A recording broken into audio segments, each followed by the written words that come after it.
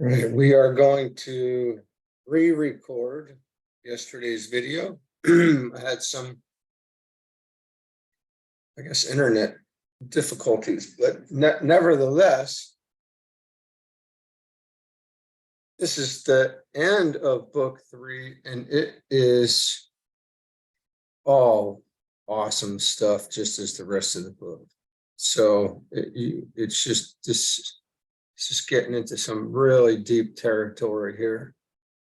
So, all right, we're going to finish up with 52 to 55 today.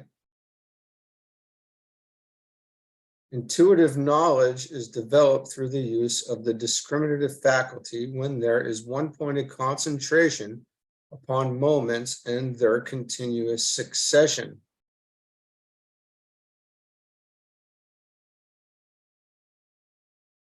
And there's so many things that come to mind when we read this here. It's just incredible. Before I start reading this, I would just say, and this is recommended by Carla. She had us read Physics of Consciousness by Evan Harris Walker early on. And that book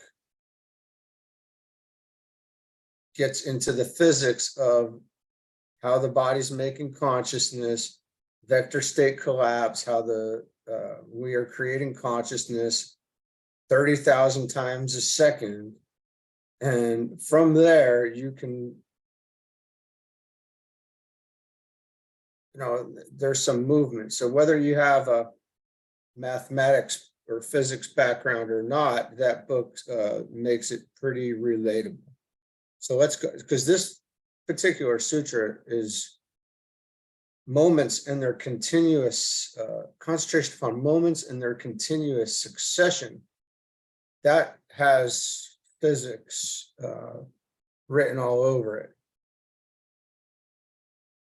So it has been said that a complete understanding of the law of cycles would bring man to a high degree of initiation. And the law of cycles, that's something that you can ponder on for quite a while, because we see everything has cycles,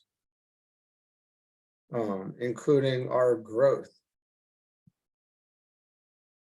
And this law of periodicity underlies all the processes of nature, and its study would lead a man out of the world of objective effects into that of subjective causes. And that's a lot of our goal right here, is pulling ourselves out of this three-dimensional world that we're looking at here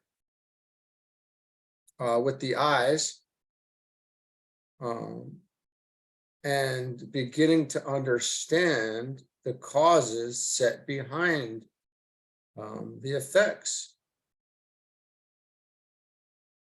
It's just so awesome. I mean, this is really something else. I'll tell you, this is just awesome. Okay, sorry, I don't mean to get so excited about it. But it has also been said that time itself is simply a succession of states of consciousness. And this is true of an atom, a man, or of a god. It is this truth which underlies the great systems of mental science and Christian science in the Occident and many of the Oriental philosophies.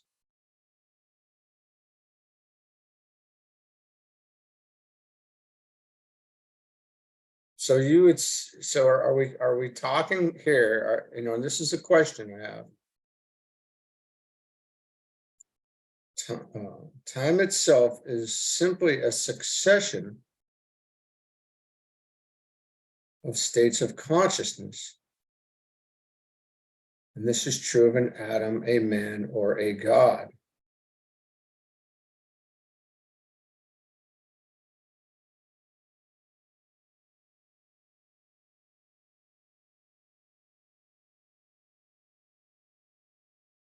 I had to had to think about this for a minute. I had to pause the video and think about this. It has also been said that time itself is simply a succession of states of consciousness, and this is true of an atom, a man, or a god.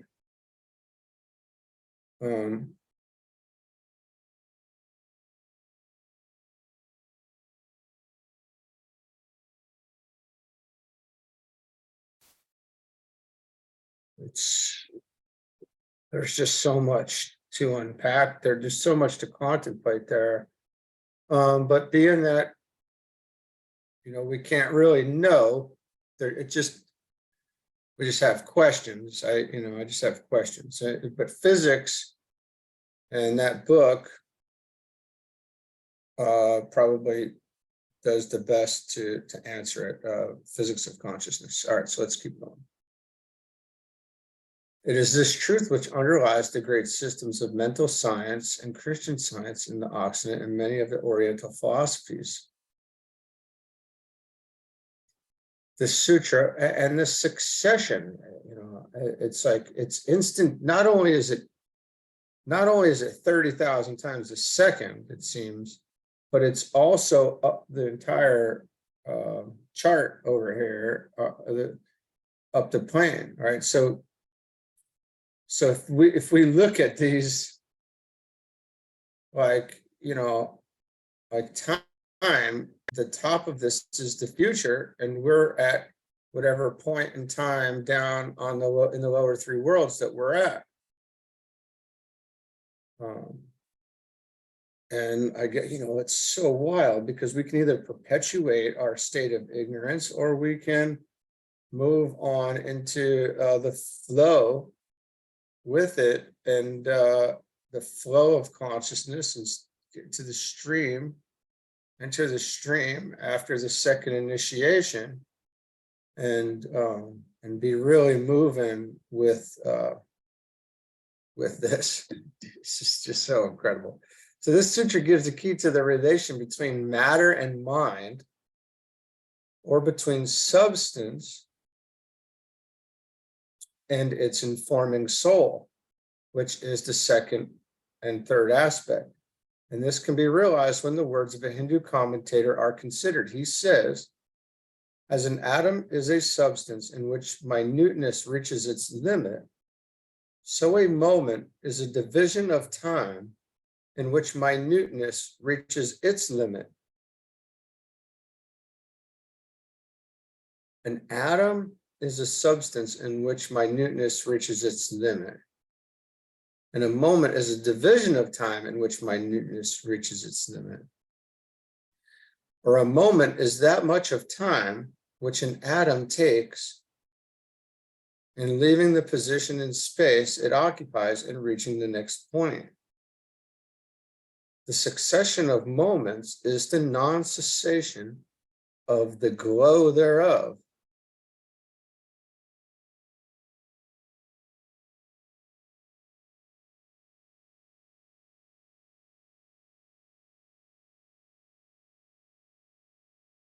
I'm not even going. I'm just going to let you, this is something for us to really contemplate on. Because again, remember, we're looking at the objective effects as opposed to we're looking at subjective causes as opposed to the objective effects. And what is God? And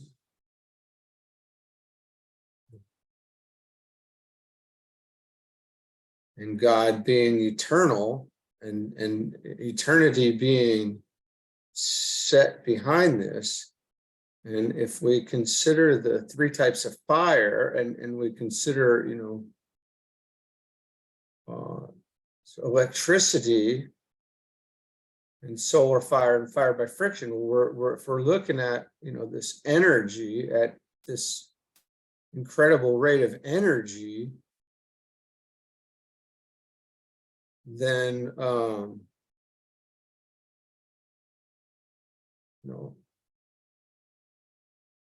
Does that help to make sense if we're looking back behind this of what is animating this?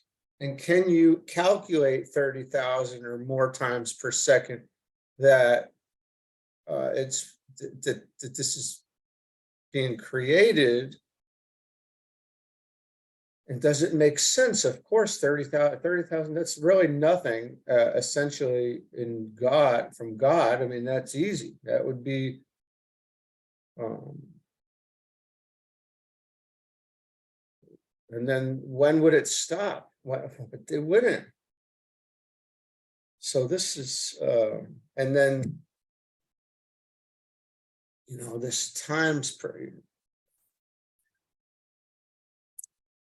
when we get closer to the eternal now, and I don't know if that's an appropriate word, closer to the eternal now, but as we drop the past and the future, as they shrink in, I say, because that's kind of how it seems to have gone, is where these things shrink in, and we're not really thinking of the past, we're not looking out into the future, and then we're coming into the now, presence, awareness, what is.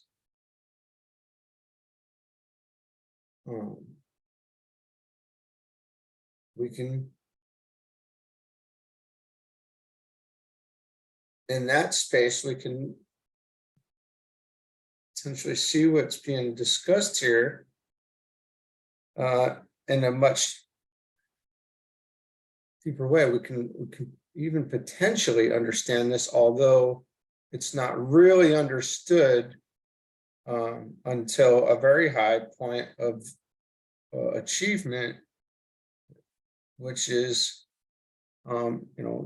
after the third, and I think time and moving into eternity or timelessness is at the fourth initiation up here by the top of the Buddhic plane there. So, but you make contact with all of these at the third initiation, which takes place right here, right? So that you make contact with these, and then we get these understandings at some point when we get to that. We get there. All right. So when we can realize that an atom and a moment are one and the same, and that back of these lies the realizer or cognizer of both. And then we say this atom, right? If we say that an atom and a moment are one and the same, are we saying that that's just the third aspect, or matter, but it's also included in that is in the atom is also included the second and the first aspect. The will, life, power, and love and wisdom and soul are also included in that matter. And this is the union of spirit and matter. And that's happening, and we're creating this here. And that lies back of these lies the realizer or cognizer of both, which seemingly be the father aspect or the will aspect. So when we can realize that, we have got the clue to all states of consciousness itself.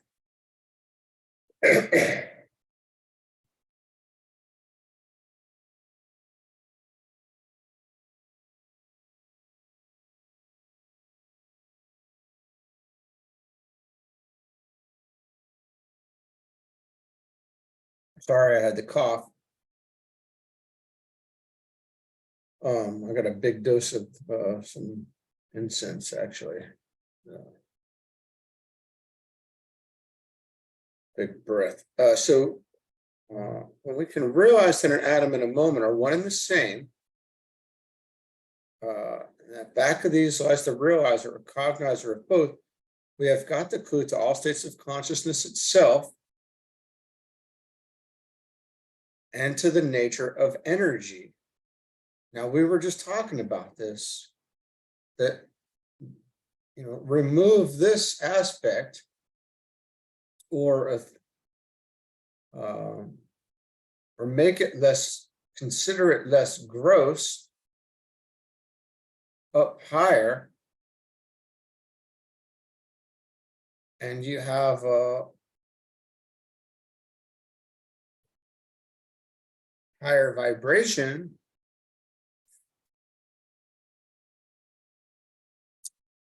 I mean, this is all about vibration. What I'm pondering right now seems to be all about the grossness of the lower three worlds. Has everything to do with the atoms, the nature of them. Okay, let's keep going. I'm sorry, this is just so deep here. We shall also have reached a true understanding of the eternal now and an appreciation of the significance of the past, present, and the future. And remember, this is incredible, because remember, the three aspects, the triplicity, can be seen in matter being the past, soul, love, wisdom being the present, and the will, power, life being the future. And in that, you have all of the conditions, and also eternity, eternal now. This, we are told, can be gained by concentrated meditation upon time and its units. It might be appropriate here to point out that the various kinds of concentration dealt with in this third book are not applicable or appropriate to all types of aspirants. Men are found to exist in 7 main types, with distinguishing characteristics and natures, and with definite qualities predisposing them to certain definite aspects of the path of return.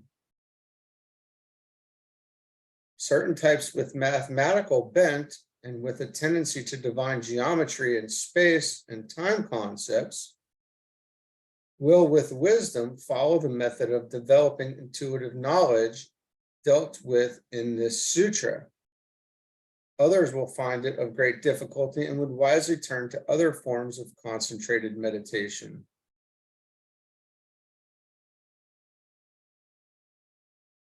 So again, we are all different.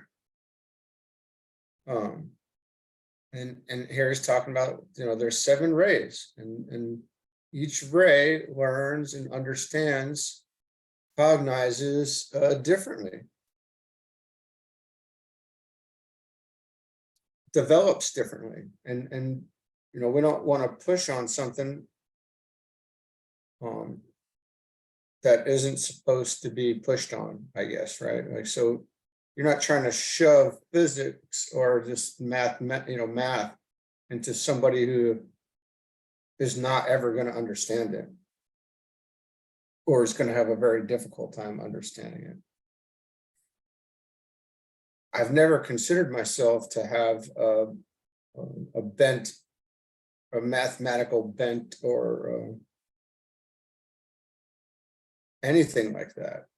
I've never had math in me, but I did this aspect here, and having read Physics of Consciousness and a book called Twin Dimensions by Giza Samosi, these things have helped, and I feel pretty good about what we're getting through here. Okay, that was an incredible sutra. There's so much going on there.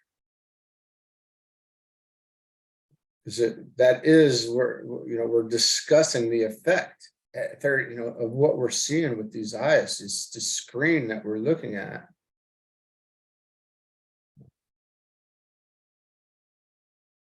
And then we're also going back of it and seeing the origin. All right, so from this intuitive knowledge is born the capacity to distinguish and to cognize their genus, qualities, and position in space, and to distinguish between all beings. From the intuitive knowledge that is built upon the understanding from the previous sutra. So the difficulty of this sutra will be obviated in a free paraphrase, if a free paraphrase is given here, sorry. Through the development of the intuition, there will arise exact knowledge of the sources of the manifested life and of its characteristics or qualities and of its location within the whole.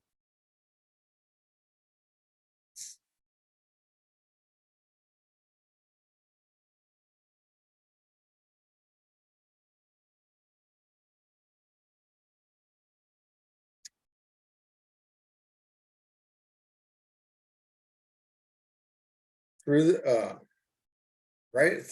Yoga Sutras, it has been made apparent that the divine triplicities are everywhere to be found, and that every form and soul in the life, and there is not else in manifestation, is to be known as life, consciousness, form, or body. All right, before we go into those, I just want to say, it has been made apparent that the divine triplicities are everywhere. This is why we have this chart over here. So we can discuss these divine triplicities that are everywhere. They couldn't do this back, when these books were being put together, even in the previous century. So, we have this incredible opportunity to be able to look at and visualize the teachings as well in, this, really awesome chart. And always relating it, correlating it back to the triplicities.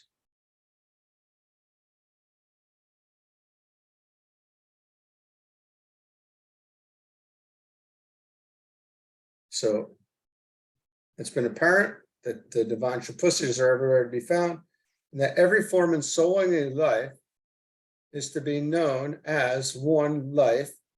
The life of God emanates from its source in 7 streams, emanations or breaths, and every form in the objective world is the expression of a life as breathed forth on one or other of these streams. And you could say these streams being the 7 rays, which were, look, they can,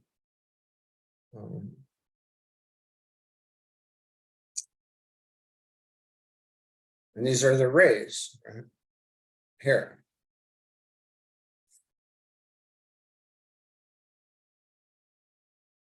Development of the intuition enables the seer to know the nature of the life atom.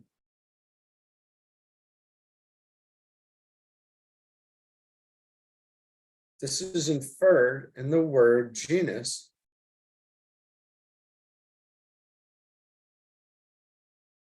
The modern occultist might prefer the word ray, and the Christian pneuma or spirit, but the thought is one.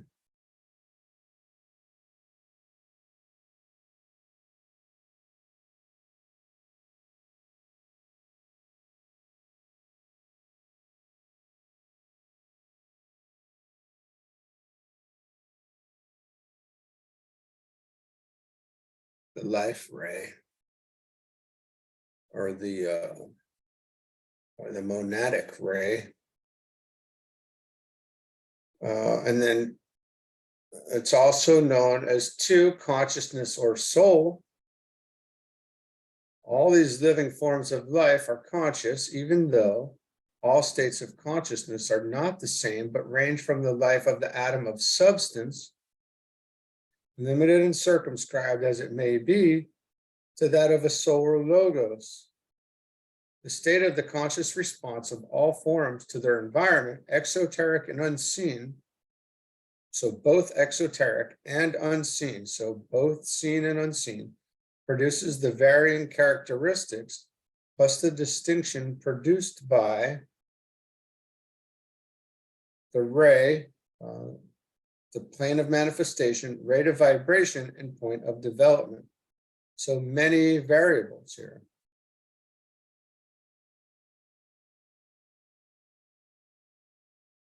The state of conscious response of all forms to their environment produces the varying characteristics plus the distinction produced by these. And these characteristics form the quality referred to in the sutra.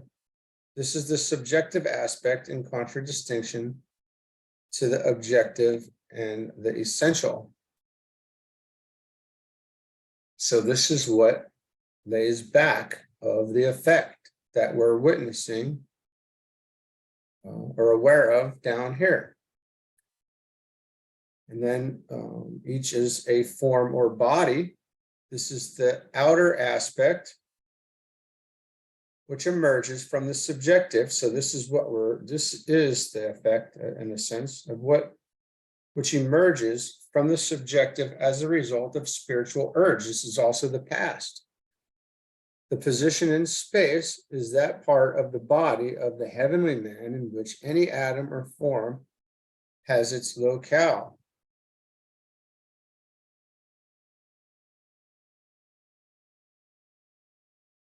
Here it should be remembered that according to the occult student, space is an entity. And this entity is one and the same as the cosmic Christ, the body of Christ, referred to by St. Paul in 1 Corinthians 12. Hence, cosmic consciousness or Christ consciousness. And also, when we look at form or body, we should be looking down here at the physical plane, the most dense plane. And in this, we could also say, because we're looking at the position in space, is that part of the body of the heavenly man in which any atom or form has its locale. If this is where that is, then we could be said to be at the feet of the master. And that's pretty intense if you want to look at it that way. We're at the feet of the master.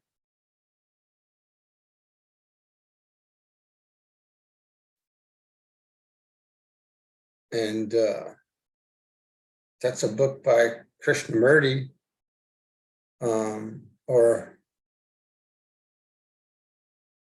it was given to him by his teacher, who was said to be Arya Sangha, which I believe is the master, DK.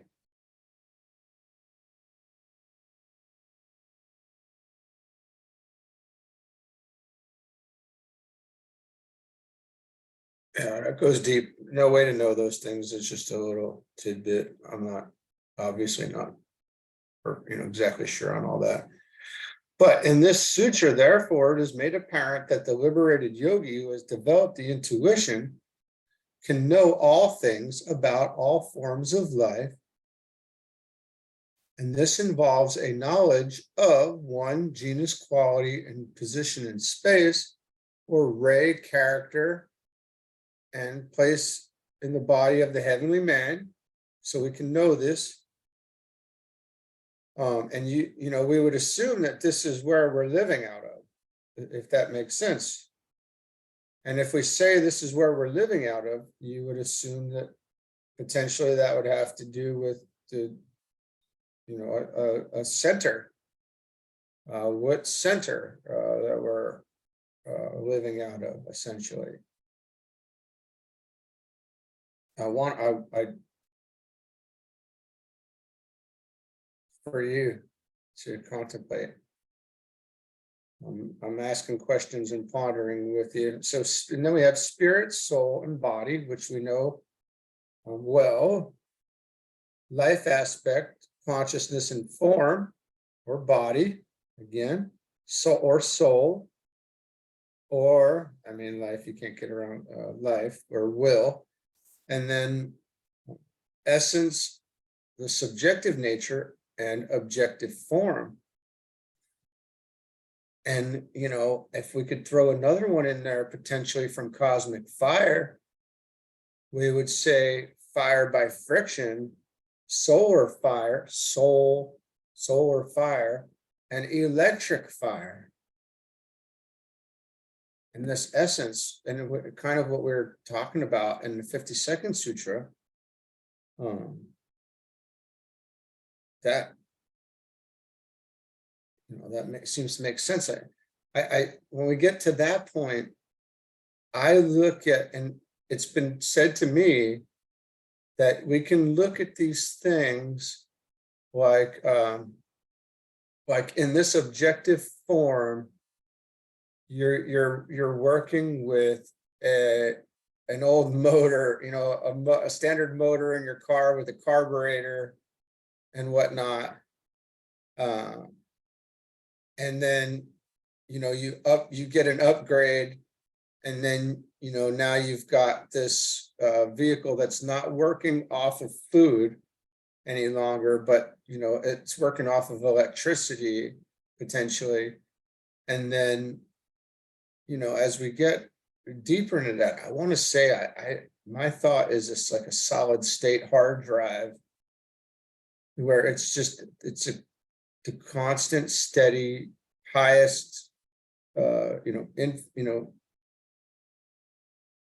one. It's just the vibration of which is not. I don't know that it's vibrating at that point. I don't know. And then down here, certainly vibrating at all different levels in matter, and then the awareness and solar fire. So different energies as well. Energies as opposed to forces also. So of this knower, we can apply the words of the teacher whose works are found in the archives of the lodge. To him, standing before the spark, the flame and the smoke are equally to be seen. To him, the shadow veils the reflection, and yet the light is seen.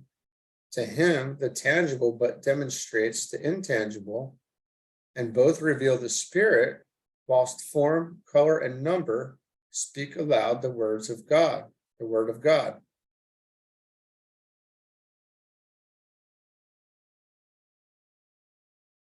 Tangible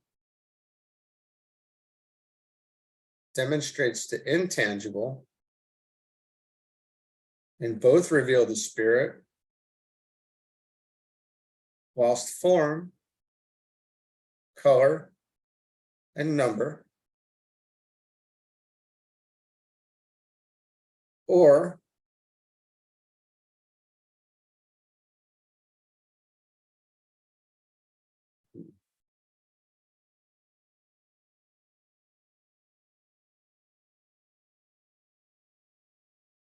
speak aloud the word of God.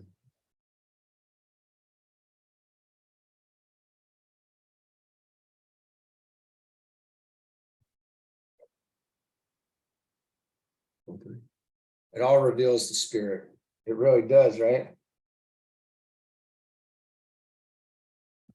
Both the effect and the cause are, we can see as, you know, ultimately one.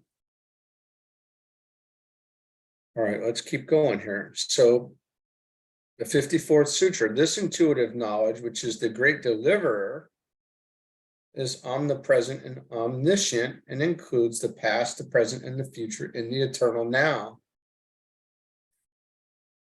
The only part of the sutra which is not clear even to the superficial reader is the significance of the words eternal now.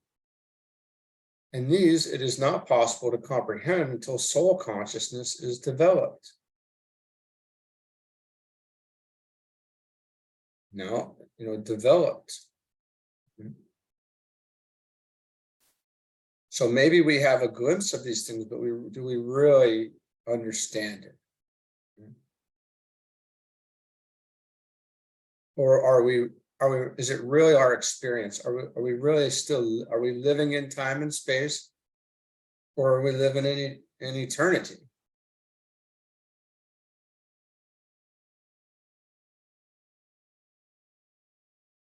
Or in the eternal now, rather. To say that time is a succession of states of consciousness and that the present is lost in the past instantaneously and merged in the future as it is experienced is of small avail to the average student.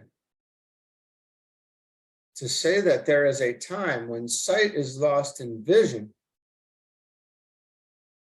Now I'm thinking of the vector state collapse in each of these. Like as it's happening, it's already done, right? And then there's the future, but which it is, and the present, it's just you can't make it up. To say that there is a time when sight is lost in vision, when the sum total of life anticipations are realized in a moment of accomplishment, and that this persists forever, and to point to a state of consciousness in which there is no sequence of events and no succession of realizations, is to speak in a language of mystery. Yet so it is and will be. When the aspirant has reached his goal, he knows the true significance of his immortality and the true nature of his liberation. Space and time become for him meaningless terms. The only true reality is seen to be the great central life force, remaining unchanged and unmoved at the center of the changing, evanescent temporal forms. The only true reality is seen to be the great central life force, remaining unchanged and unmoved at the center of the changing, evanescent temporal forms.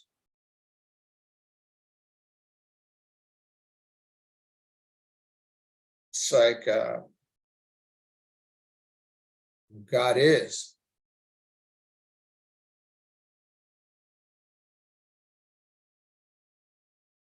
Not this or that. Oh, here, well, okay. I was gonna, probably because I had read this before, I was just gonna say, this is the I am that I am. So I am, says the human unit, and regards himself as the self and identifies himself with the changing form. Time and space are for him the true realities. I am that, says the aspirant, and seeks to know himself as he truly is, a living word, part of a cosmic phrase. For him, space no longer exists. He knows himself as omnipresent. That full stop there. For him, space no longer exists. He knows himself as omnipresent. I am that I am, or I am that I am, says the freed soul, the liberated man, the Christ. Neither time nor space exist for him, and omniscience and omnipresence are his distinctive qualities.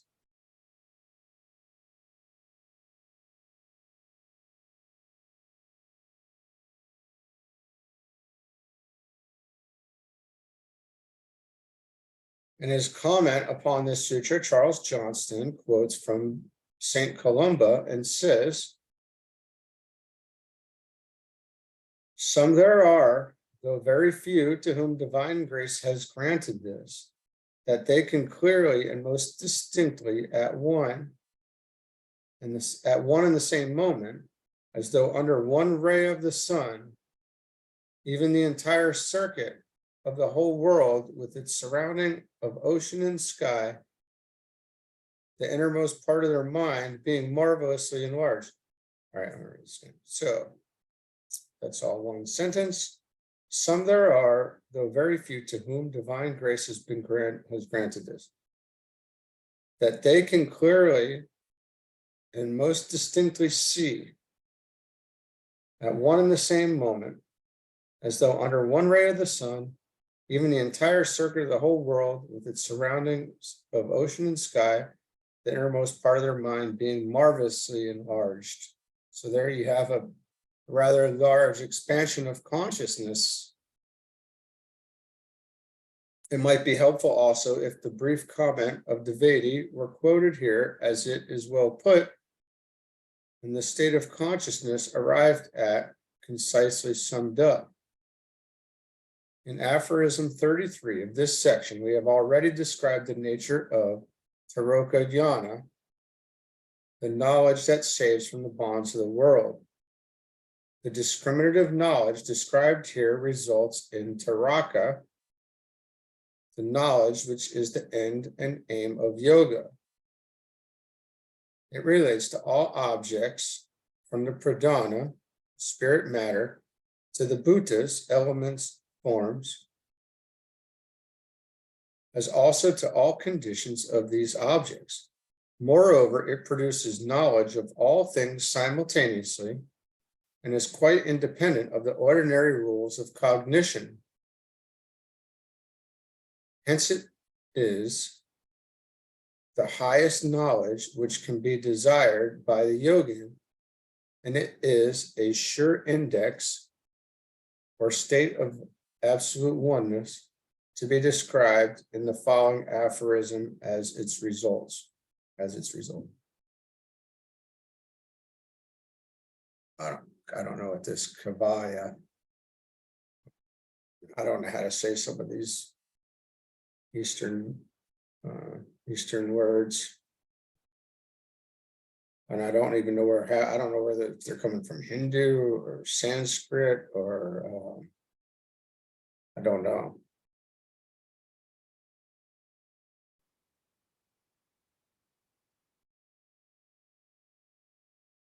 I know Yanni is often referred to, Yana yoga in Veda, only because I've studied, or at least, I guess, I don't know if you call it studied, I've absorbed some of that about that.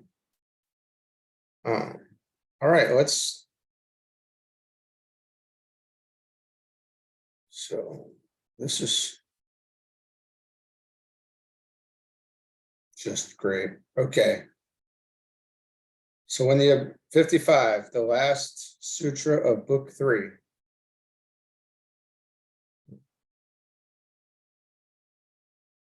When the objective forms and the soul have reached a condition of equal purity, then is at one-ment achieved and liberation results. That which veils the light of the soul has been rendered pure, and thus the light of God streams forth. That which proved a hindrance and an obstacle to the full expression of divinity and manifestation has been so dealt with that now it serves as an adequate expression and means of service. The soul can now function freely and intelligently in the 3 worlds because complete unity has been reached between the lower and the higher man. The soul and its vehicles form a unit and are at one. Complete alignment of the bodies has been achieved, and the Son of God can function freely on earth.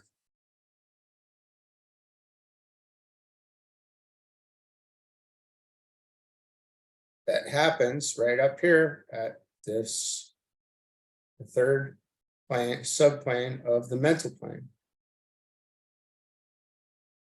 And that's where we've got to get to. That's, and then at that, there's this, we're building this, the rainbow bridge here. You can see this, there's spaces, the space between that we have to bridge. And in doing so, we then have contact or awareness in the spiritual triad. And from what I understand, it becomes very quiet. You know, it's very quiet. This is a quiet mind up here. And, you know, and we're working, but you're working with intuition, and life is really quite different.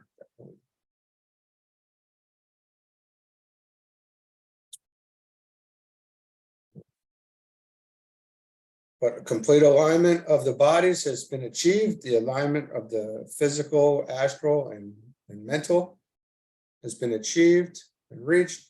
And through a following of the 8 means of yoga, the soul can manifest through the lower threefold man, and in its turn form a medium of expression for the spirit.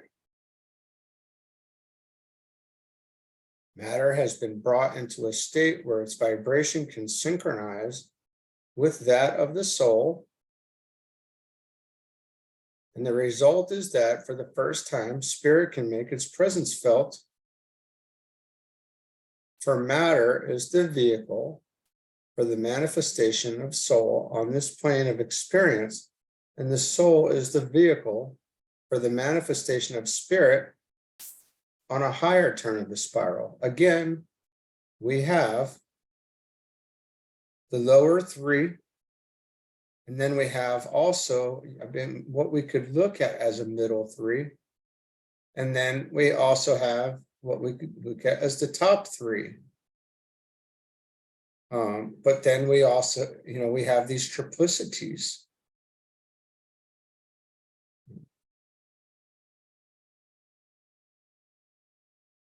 And these 3 are a trinity synthesized by life, which pervades them all.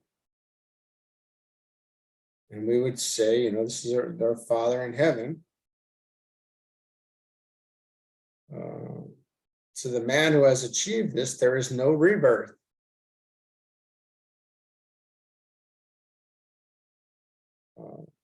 And I know I don't want to say the Buddhas would say after the 4th initiation, there's rebirth is no longer necessary unless it's for service. And as we said, this is where this takes place. So I'm thinking that this is what this book is designed to get, or has the potential. The sutras have the potential of raising us up to the 4th initiation. So let's look at it like that for 1 second before I read this last line. The Bhagavad Gita would get you to the demonstrates the 3rd initiation, let's say, and that's the oldest book.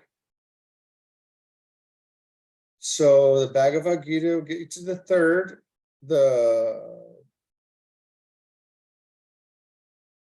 The Yoga Sutras of Patanjali come later, a bit later, not very much, not long later, but later, get you to the 4th, and then the New Testament would bring demonstrates the 5th initiation. Well, takes Christ to the cross.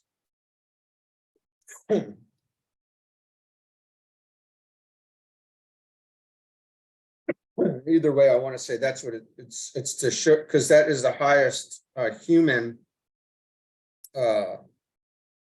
stage of evolution. It said that Christ demonstrated the 7th initiation in that.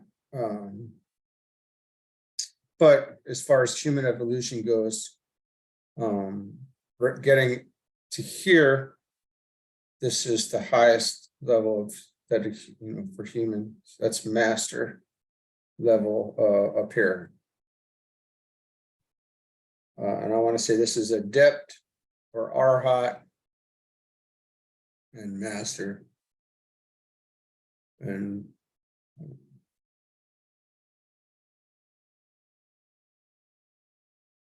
just have to read the books and we come to these things. It really does come. Who can say if anybody's right about any of it, or if I'm right about any of it?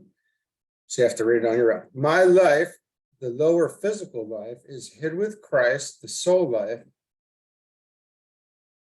in God, the Spirit.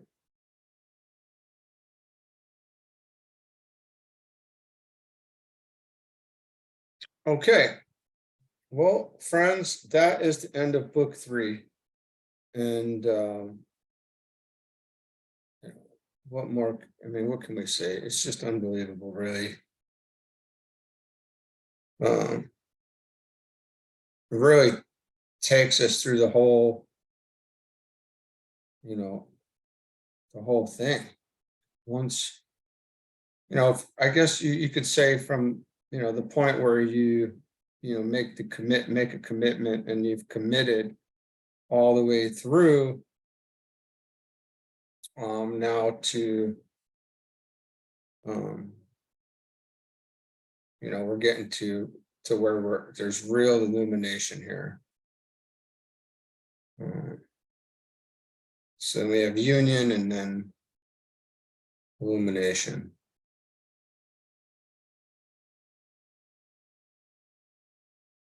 Let's see here. Yeah, so we achieved union. So we had the problems, we looked and went through the steps. And then we had, there's achieved union in this book. Union is achieved with the soul. And then there will be, next is illumination. And illumination comes after union, at one-ment, enlightenment. So we're going to get into this probably tomorrow.